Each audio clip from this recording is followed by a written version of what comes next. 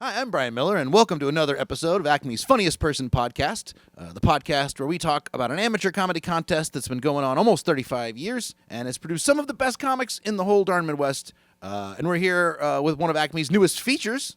No longer an MC. No Max longer Chapman. an MC. How's it going? Good to see you. Good to see you. You've done a full feature week yet? This is my right? first feature week. This is your first feature week. Oh, very cool. You've been enjoying it? It's so fun. It's so much more fun than hosting. Yeah, I mean, featuring is really the best spot in comedy. It truly is. I was talking to James about it. It's like it's a long guest spot. Mm-hmm. Like you just have fun for 25 minutes and get off. Yeah, That's you have all. no responsibilities at the top.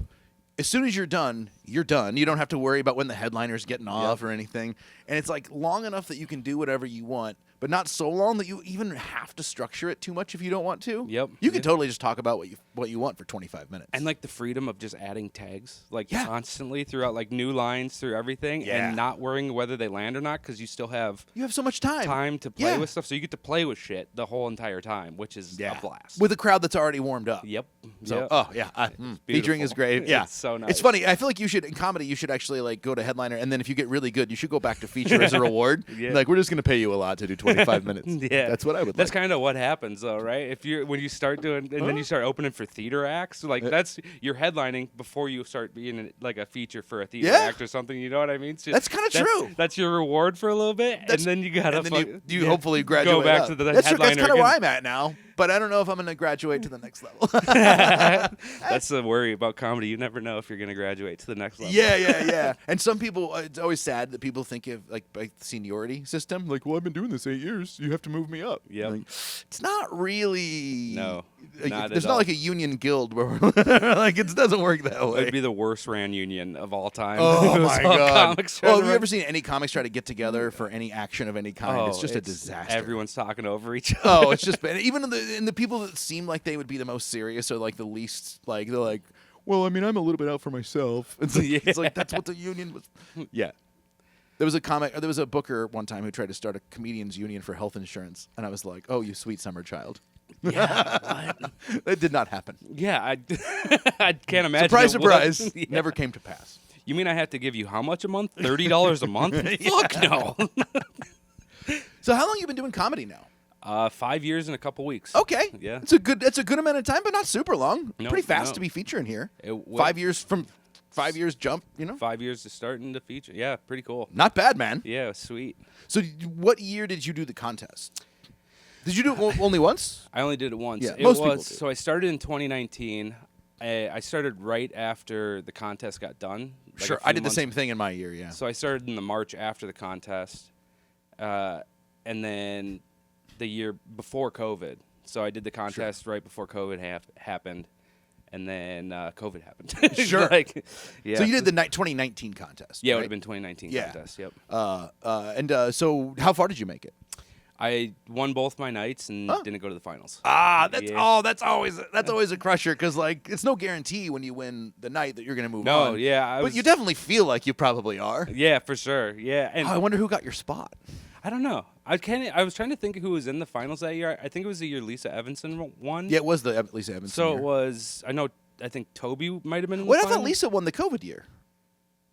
I should probably know this as the host. It was the year she won. So whatever year that was. Yeah. Yeah. And I think it was like Ruth Allen and Aben in the finals. Oh, that really? year. Okay. Yeah. And I can't remember. There's two other people, but I can't remember who else it was. Did you go to the finals to watch? I did not. Yeah. No. I couldn't get in for free yet. So. Oh yeah, that's true, and that is a hard night to get in too. Yep, It's yep. a lot of times it's pretty packed especially if you don't know one of the contestants to get one of their Absolutely. spots or whatever. So how did you? You were pretty green when you started at that. Well, you had a little time. You've been doing some open mics. Yep. You were like, so when you started, were you like, or when you went into the contest, had you been kind of like, you knew it was coming kind of thing? Because you were a pretty serious guy about comedy, like. You were like, yeah, like you weren't like, some people, they kind of, it's like a little off to the side hobby for a year and then they start doing it more and more. Yep. But it seemed like you were like, I'm going to do comedy. Yeah, I mean, I started at 27, so it's like you don't really have time to fuck around at that point. I started at 27 as well. So, yeah, but you're a little more like I've made this decision. If I'm going to invest this time, I'm going to invest a good amount of time and really try to do and this. take it seriously. What made you start, by the way? What prompted the I've always wanted to do it. I've always wanted to do comedy, but I was always just like too. I would come to. I remember sneaking into shows, not sneaking in, but getting in when I was underage here at 17. Oh, nice. I think I saw Dana Gould here when I was 17 years old, and I came with my older cousin. Oh, he's my favorite comic. Dude, it was so sick. It was so cool. And I'm trying to think. I might have been. I opened for him a year right around there. I opened for him about 10 years ago. Well, no, it was probably a couple of years before I did that. Yeah, so I would always go to shows here. I always wanted to do it. I never did it just because lack of confidence, I guess. Sure. Like, I can't do this. This isn't for me. But I always wanted to. And I was writing. Like, from like 25 to 27, I was writing in notebooks before I started. Sure. Jokes specifically? Jokes, like trying to write jokes. Do you ever write like short stories or poems or anything else? Because you're like a literary guy. I like drawing. I used to do like pottery and shit. I used to have a kick wheel in my basement. Oh, really? Made, Yeah. Like, so you're like an arts guy. Yeah, I always like doing artsy shit. And, what made me start, I was dating this chick at the time, and it was before I was going on a big, long trip to Africa. And before we left, we went to a show here. We were making out in the bar, and she goes, "You're just as funny as everyone I saw tonight. You should do comedy." And then we were making out, and I was like, "I'm going to do fucking comedy." This hot chick told me I should do comedy. Nice. It's funny. Usually people do start comedy because a girl breaks up with them, not because a girl tells them they're great.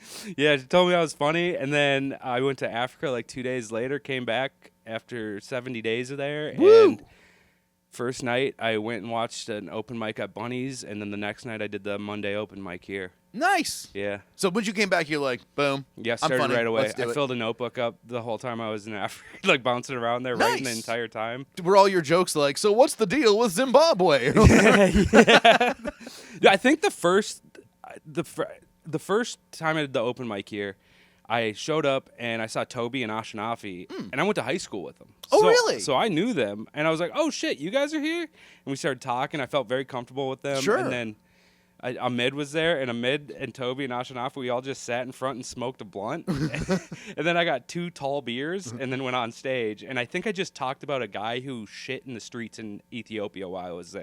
I think that was my 3 minutes, and I don't remember what it was, but it did well. And Sure. I was like, hell yeah, I'm going to do this now. That's a really good first comedy experience where Yeah. like I met friends, I got free drugs, and I did well. Like that never works out for people. Dude, and then I went to Nomad the next day, that Nomad World Pub mic that they used to have, and I did the same shit, and my legs were like wobbling because it was only comics. I'm like sweating my ass off, fumbling every word that I have.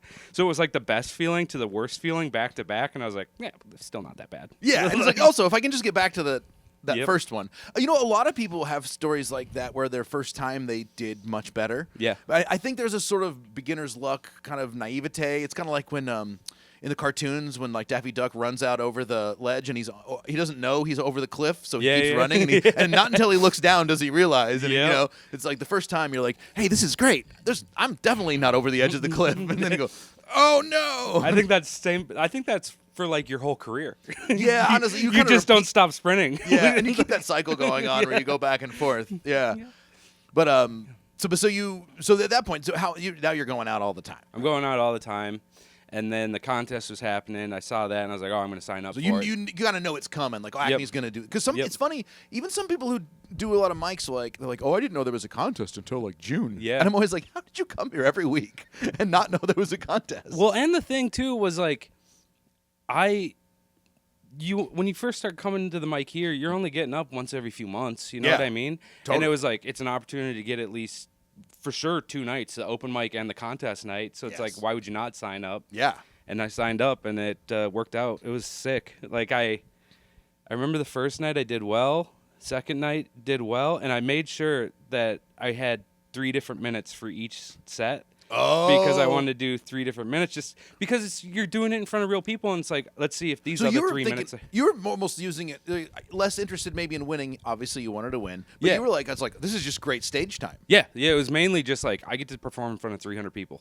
Like Interesting. Yeah. No one has said that in all the podcasts that I've done about this. Because you don't get to do that when you start. Yeah. You don't. You're totally right. You rarely get it, and Yeah. it's like, I've been writing jokes for 9 months. I should have at least 5 to 6 minutes I'm confident in. Why not see if these 5 to 6 minutes actually work? Interesting. I mean, I would argue it's probably not a great strategy for winning the contest. Yeah, for sure. Because a lot of people do the thing where they think you were doing a thing some people do, but you were doing it purposefully. A lot of I was just talking to Foser about this, and Foser said that when he did a different 3 minutes for his second round, but it's because he thought it would look better because he thought like the same people were judging. Oh, so he okay. wasn't doing it for himself. He was like, oh, this is the strategy to win. Yeah, and yeah. a lot of people have thought that. And that's the advice I always give to people. It's like, if you're trying to win, like, it's not the same judges Run every the night. same So like set, you can do the same set 3 times. If you make it to the first round, second round, third round, if you make it to the finals, none of those people have seen No, absolutely that. not. And Yeah. so you're still totally good to do the same thing. But that's very interesting where you're like, oh no, I know, but I want to do different stuff. Yeah, like, for sure. And that's cool. And I remember doing it. I remember winning both the nights, not getting the email for the finals, but then the open mic after the finals, I had a 3-minute spot.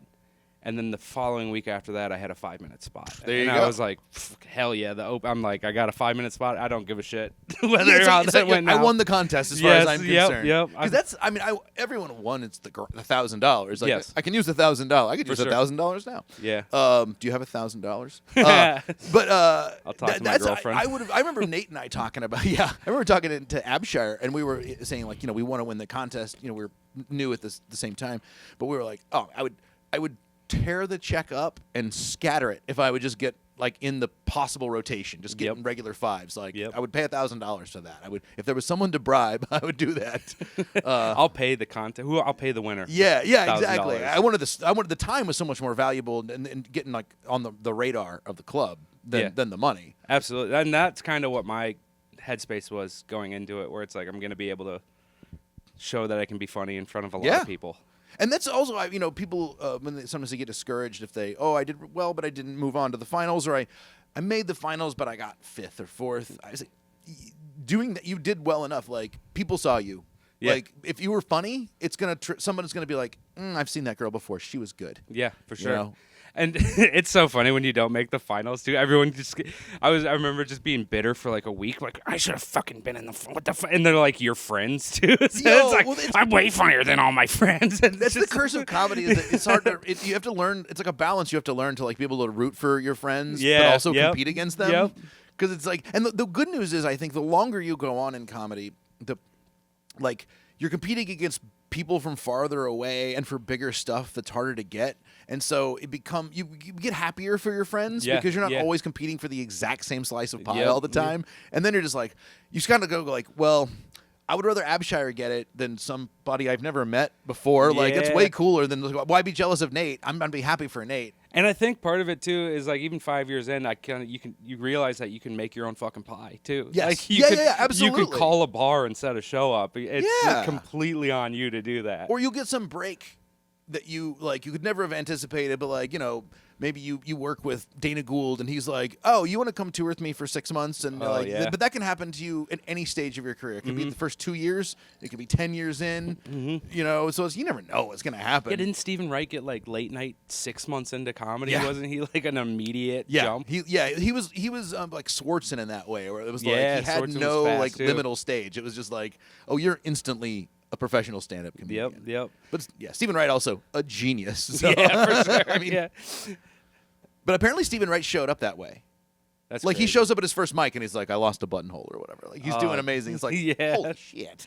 Yeah, he's so fucking funny. Yeah, I met him one time. Did you really? I was at a really fancy party with Stephen Wright. I don't think I've told this on the podcast. I was at a really fancy party after this show, at this like festival show, and we were sitting in this really expensive house, like very ritzy, and they were clearly really excited to like be. Where was the festival? It was the Great American Comedy Festival in Norfolk, Nebraska, which Johnny Carson's from there, and so their high school theater is the Johnny Carson Theater. It's a 1,200 seat theater where they do like their high school productions. I mean, that is sick. Beautiful. It looks like the State Theater in downtown That's Minneapolis. so cool. And so they still do this, I think. They have like their town fund or whatever. They take some tax dollars or grant money or whatever, and they put on this giant comedy festival every year, and the whole town goes. And it's kind of a cleaner comedy festival, but not explicitly clean. But they bring in, a bunch of, like, Cy Amundsen did it. And, like, the year Cy Amundsen did it, it was, like, Cy and Josh Gondelman and Ron Funches and Gerard Carmichael, like... Just killers. Yeah, and they had a really good scouts, and they would bring in these younger comics who were really good, and then they would also bring in some veterans. It's like the year I did it, the guests were Drew Carey and Stephen Wright. That's crazy. And so we're just at this fancy party, and this lady walks over to Stephen Wright, and she has an album in her hand and a marker, and she goes, Stephen, this is my house. I'm so glad. It's amazing to have you in my house, and it would be so honored if you could give me your autograph. And he goes, yeah, all right. And he just grabs the pen from her and he just writes his name on her kitchen wall in this giant thing, and then hands her the marker, and she's just like, that is thank so you. funny. And then he turns back to me, he's like, so we were talking about basketball or whatever, and we just go right back into. Do you cut the drywall out? Do you cut the drywall out? I told her to put a frame on it. Yeah. I was like, you should just buy a frame and put around it, and that's like the coolest decoration you'll ever have. That's so funny. But it was so funny. It was such a Stephen Wright brain And thing. $100,000 kitchen, just scribbling on the drywall. Yeah, it was a really nice house. It was like he just like his brain works that way or something. It was incredible. That's so funny. But yes, but I was definitely more. I mean, you moved up fast. I moved at about the same pace you did, but definitely not like Swartz and type like. Wasn't he 19 on his Comedy Central Presents? It's unbelievable. I mean, yeah, and I it's just so watched good. that It's like one of recently. the best ones. Yeah, I got Paramount or whatever that thing is, and they have all the Comedy Central stuff. Yep. And I was like, oh shit, I remember all the Comedy Central Presents, and I went on. They have like 15, 16 seasons of everyone's half hour. It's wild. So it's like, oh, I remember watching Geraldo when I was in 6th grade, skipping like school. Yeah. With like playing hooky and watching all these, and you can just watch them again now, and it's so sick. Like going back and watching the Swartzen one, it's like, fuck, he's a killer. They used to air that thing so much because it was so popular. Yep. Yeah, why? But yeah, he was within 6 months. He was like the king of the open mic here, and then Sandler. I think within a year, Sandler had him. Sandler saw him at the Aspen Comedy Festival and was just like, "You will be famous now." the comedy kingmaker of all kingmakers. That's do you think? Well, because you're kind of an arts guy. If you hadn't done stand up, do you think you would have gone into another art? Yeah. I probably would have I mean, I always have a camera. I've always take pictures. I did pottery for a while. I did that all through the year in college, and in high school it was like I took every art class my school had. I had painting 1, painting 2, AP painting, drawing 1, drawing 2, AP drawing, like every course they had, ceramics 1 through 3, all of them. And I really started liking creative writing because my teacher was cool as hell. Like he didn't make me follow prompts. Like I could he'd say, we got to write something on this, and I could go off the prompt, and he would still give me a passing grade. Even he'd go, you didn't follow what you were supposed to do, but here's a B anyways. Sure. And it was like, that's cool to have, and I always like doing shit like that. And so I think I honestly think if I were to stop, it would be I'd go back to just pictures and I had a phase where I would get fucking painting boards, whatever the painting, not an easel or whatever, but an actual thing to paint on. And I would smoke a joint, and for 15 minutes of a day, I would just blast oil paint on it. And I did it for like 5 months on one canvas. Until it was just like... Till it was like a 1/4 inch thick. Yeah. I was blowtorching it. And I love doing shit like that, man. I think I would be doing that still. Interesting. Yeah. Yeah, because I saw, and I wish I could remember who tweeted it. It was somebody like Lori Kilmartin or somebody very smart. That's why it must have been Lori because she's so smart. But she said that comics don't think enough about. When they think about writing comedy or creating comedy, they always think about watching comedy to learn about it. But they're like, you got to think about all the art that you intake. Yeah. You got to look for other sources, like to inform the comedy. Like you can go to an art museum and then think about comedy, and you'll think about it differently. Yeah, dude, your brain goes crazy if you only think about comedy. It feels like it's not healthy because then you just get in your head about comedy. And it's well, you don't need to do that. It becomes a loop, like a self-free. You're gonna get stuck. You got to get out of your head. You know what I mean? To get good at it. Yeah, and I think doing other art. Absolutely. Or doing anything, exercise or work. Dude, even a walk. Yeah, just a walk. Helps you get out of your head. But I think if there's a real utility in having a secondary art form that you do just to be able to the bad thing about becoming a professional comedian is now it's a business. Yep. And so it's still an art, and you're still doing it for a certain reason. But last night I was in a room where I really wanted to do 20 minutes of my new set, and I could have. Yeah. They would have hated it. It was a really Republican-y small town Wisconsin room, and my pronoun jokes and my pro-trans jokes and my anti-cop jokes were not go over too well there. Yeah, so I was like, all right, we'll go back to I did my new pocket pussy joke, and that got a nice pop laugh. Nothing better than a pocket pussy joke, dude. Yeah, dude, I'm honestly pretty happy about it. I just wrote it this week, and I was like, it's a pretty good pocket pussy joke as they go, almost clean. Almost clean. A pocket? What's a clean pocket pussy? That kind of becomes the point of the joke, but Yeah, it was like it was like if it's a pure art, then you just have to go like, well, I'm gonna do my art. But it was like, yeah, I mean, I could step on my own dick for 20 minutes here, or I could talk about my marriage foibles. Get my check and let them have a good night. Let them have a good time. I'll get my check and I'll be at Acme on Tuesday. But there are some nights where you're like, I don't want to let them have a good night. I'm going to do this for me tonight. 1,000%. But this was one of those, you felt like you were like on an away game. You know, Yeah, you're like, yeah. nah, I'm not in a home game. I better. Yep. But like, so then I think it's important to have another art form that you can sometimes just be like, oh, I don't have to think about business at all with this. I can just like let my brain wander. And then I think it'll open up your comedy brain a lot more, like keeps the flow going in your head.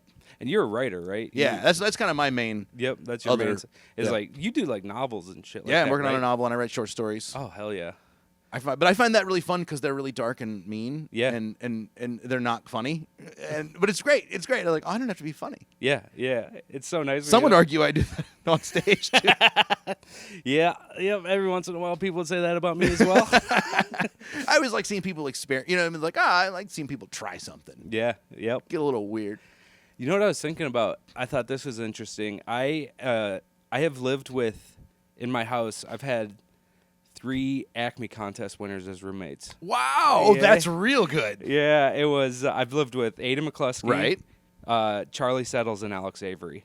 Wow. So all 3 of us were living in a house at some point. At some four point, of us. because you own a house, right? You have actual skills and a job. Swing a hammer. Yeah, that's a real skill. I mean, most comics can't even look at a hammer or hold it. You can do things. So you bought a house, which is very smart. With it? Yeah, and then yeah. Well, that's comedy for you, right? And then you rounded out the room to comics. Very smart, very smart. Yep. But what was it? Would you recommend living with lots of comics? It's a den full of wasps, dude. It is. It's a dirty little place when you only have comics in your house. Yeah, dude. Aiden, he would just blow his nose and leave the napkins on every table. He would shit with the door open. Dude, one of the craziest things, Alex Avery, when he moved into my house, he the first night he was there, he went into his bedroom and watched porn on the TV without closing his door and not even on headphones. Just porn. And I remember sitting on my couch and going, oh, he's watching a movie with a sex scene. Sure, yeah. And then 30 seconds later, I was like, what fucking movie is he watching? And then it just kept going. I go, are you watching fucking porn with the door open?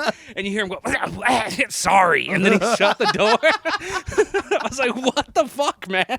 I think you lived with some especially feral comics, too. Just a power move, too. Just jerk the door open immediately. And that's how you claim your territory, I right? own this room now. Yeah, exactly. I beat off in every corner. Yeah, I think everyone was fairly well adjusted. I mean, Charlie Settles is a little crazy, man. He was probably the toughest to live with, if I'm being honest. That dude lived like a feral cat. His bedroom was a nest. There was... I think I gave him my old bed. Like, I think just because, like, please. He didn't have a bed. Like, he just had a sleeping bag with garbage surrounding it. It looked like a bird's nest. It was bad news. Well, I won't name names, but there's another former contest winner who famously slept on an air mattress in a corner, also surrounded by garbage, and another contest participant. We're all very good friends. I just don't want to narc anybody. Was like the number of girls that he successfully brought back to his air mattress surrounded by garbage. They were like, he had sex with more attractive girls than anyone I know, and he did it on the corner of the kitchen and the floor on an air mattress. And the girls were like, happy to be here. Oh, my God. This guy had charisma for days. What a lifestyle. But I think that everyone was very young at the time. Yep. Yeah, it was a long time ago. And that doesn't fly when you're in your 30s anymore. No, I don't think so. It might. That's interesting, though. Yeah, you're like the way station. In fact, people should hope that you open up another room in your house again so they can come stay there and win the contest. We're thinking about it. I want to live as cheap as I can. We might get a second roommate. We're thinking James. We might let James move in. He's ineligible. He's a the clean contest. guy. Oh, James would be a good roommate. He'd be neurotically cleaning everything because he doesn't like germs. So that'd be that's okay definitely with me. what you want. He wouldn't be leaving snot rags around everywhere. Mary Mack, not a contest winner, second place contest to her husband Tim. They live together. Speaking of a house with lots of winners, they've had multiple contest winners living at their house. Mary Mack had a lot of comics living there. They always had a room that they had comics staying in, because they're only there half the time. And Mary Mack had this hilarious. It was a laminated like chart, or like a chart, like a laminated thing, and it was underneath the toilet seat. So when you lifted up the toilet seat to pee, it just said, "A nice lady lives here." That's all. It didn't tell you what to do. It was just like, so funny. by the way, a nice lady lives here. All right, I'll sit down peeing this time. It was so funny. I remember like so Mary Mac, and it did make me like, I better clean the bathtub while I'm at it. I didn't even use the bathroom. So have you done many other contests since Acme? I think I only did Acme.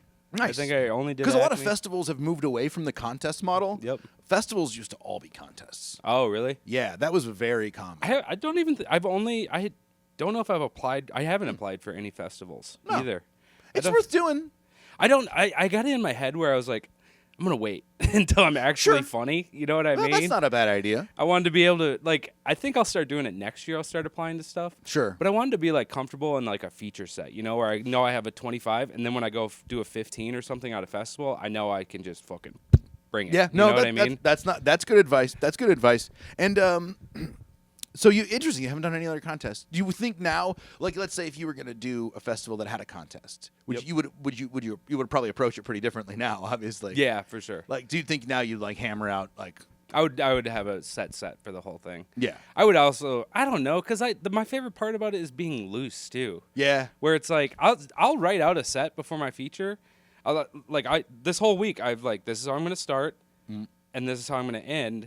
And 2 of the nights so far, I've just scrapped it and started differently and mixed in jokes the entire time. So my brain doesn't let me do structure like that. So I think that was part of the contest reason why I did different 3 too, because it was just like I don't like that. I don't like doing that. I don't. Well, and that looseness can have a real great energy. Yes. I think the best like when I first started doing like festival stuff, I was too locked into a set, and I think the people who won had a pretty good plan. Like they probably had a pretty locked in, I'm going to say this at the beginning to get everyone's attention, and I got this killer I'm going to do somewhere in here. But they would riff a little bit more. They would do just a little bit, you know? Yeah. And that looseness would really stand out when a bunch of people were feeling like uptight, trying to do their like tight 5 TV sets. Yep. This is back when everyone was essentially auditioning to get on Late Conan night. or whatever, because like the bookers would be there. So everyone's doing their like super tight 4.5 minute sets. Yeah. And then the guys and the gals who were just kind of like, yeah, I've got a couple real good jokes. Let's go tell those. Tended to persevere. Oh yeah, I think that when you could tell that people are comfortable on stage, that's I think my favorite part about good comics is like when they're comfortable on stage, they're so much more fun than a rigid. Not that like the rigid people aren't funny too, but to me, I just like someone who looks like they're just fucking up there and talking. Yeah. You know what I mean? Yeah. And it looks like they're talking, but it's all been fucking hammered out a lot of times before. Of course. And that's my favorite type of comic. I was trying to explain to someone was asking me, a non-comic was asking me about it, and I said, well, it's weird because comedy is super artificial. Like, it's really weird to have essentially a conversation with a bunch of people and they don't talk, or if they do, it's like one sentence every 7.5 minutes or something, right? If you ask the crowd. Yep. So it's like, but you have to make it feel conversational. But it can't actually be conversational, or it's going to look really weird. It's like it's the veneer of conversationality, and some looseness to it, but also it's pretty weird. Yeah, in a way, it's not. It is artificial. It's a construct. Do you, I just thought of it. Do you think there's going to be any crowd work in the contest this year? Since crowd work's getting so fucking hot, you think anyone's going to go up with has that happened? Has anyone gone up with a 3-minute set and just started chatting with the audience yet? Yeah. Oh yeah. I mean, less crowd work than riffing. More people than you would think sign up and just go. I'm like, I'll think it up when I get up there. Like they really go up with no plan. Like that really. Like I mean, there's at least a few people every year who are just like, I'll figure it out when I get up there, and you can tell. They don't figure it out. I've never seen someone. Now I will say there was this young guy named Red Gamby. Funny guy. He's been here a few times, but he came to my comedy rap show that I used to do, Beatdown. Yep. And he was like, "Hey, I want to do a set." He's a real young kid, so can I do a spot? And I was like, "Yeah." And I was like, "What's your plan?" And he's like, "I'm just gonna go talk." And I was like, "Okay." I mean, he's young. I'm like, "Okay." And I got to tell you, he went up. Wasn't bad. You know, Solid, like, yeah. I mean, he wasn't a pro yet, but I was like, "Dang." normally I would say prepare more, but that was pretty good. Yeah, for but sure. usually that's not how it works out on the contest night when someone's just gonna like My fucking mom's here. I love her. yeah. And they usually they do if they go into the crowd, it's because they're sputtering. Yeah. So like, what do you think's funny? What do you think's good? You know what I mean? Like they thought they were just gonna like free associate, and then when like Chappelle style, basically. Yeah. Basically, it's people who saw Chappelle and were like, I'll do that. It's like, oh, you only have to do comedy at the highest level for 25 years, and then you can do that. Then you can do that. Yeah, for sure. I remember, I think the thing. So I got the 5s. I started getting 5s at the open mic here. And then, 2 months later, Joe Larson was headlining. Great guy. And Ali was opening for him. And Ali hooked me up with a guest spot. And I did 5 minutes, and I did well. And then Joe invited me to do a guest spot the next day. Oh, nice. And I was like, that was one where I was like, I'm going to do the same set, but I got to, And then I got on stage. I opened how I opened. Nothing. Did the next joke. Nothing. And then I just started going, perspirating, sweating, and fumbling over the third joke. Yeah. And then Joe Larson got on the God mic, and he goes, Max, it's your dad. You're doing fine. I want you to know that I love you and I think you're very funny, and all these good people in the audience want to see you do well. All right? And then I just started doing my set again, and it's picked up. Wow, that's great. It was so sick. It was probably the funniest thing that's ever happened to me on stage. Him on the God mic while I was just like, and then Max. Immediately when he said it, I just went, oh, fuck.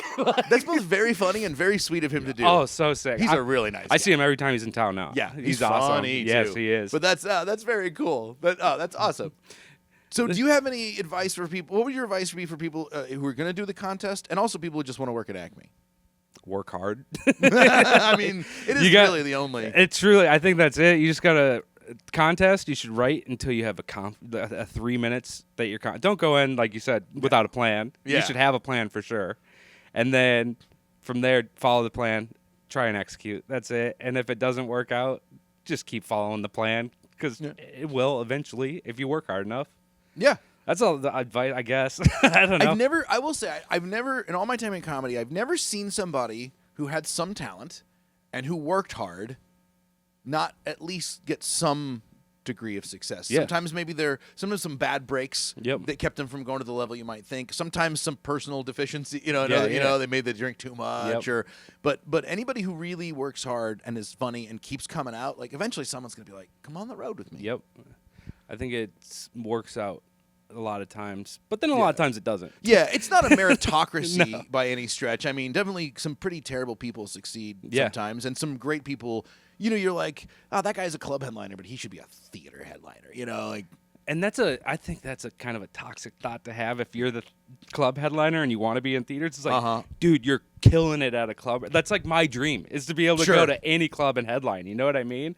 Totally. And then they get in their head and they're like, well, I should be bigger than I am. And it's like, dude, every professional comedian thinks you're hilarious.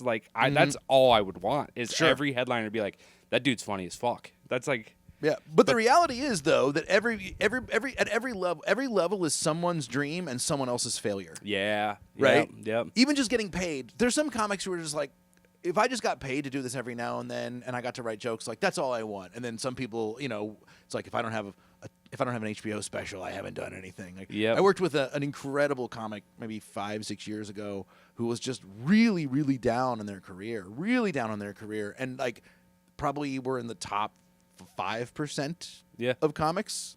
Yeah. Now at this point they're in the top 2. So they weren't wrong. I mean, but it was interesting to be like, oh, that you can be frustrated at every level or you can be happy at every level potentially depending on how you approach it. Yeah, for sure. Wasn't it Richard Jeni was like that? So funny, but I heard stories listen to podcasts and stuff where he's just like, I should be Seinfeld. He wanted to be. It's like, dude, you're Richard Jeni and you're fucking hilarious. One of the first comedians whose name I knew. Yeah, so funny. So funny. Remember when he hosted that ESPN Awards or whatever? And he just murdered. Yeah. Just doing regular jokes. Yep.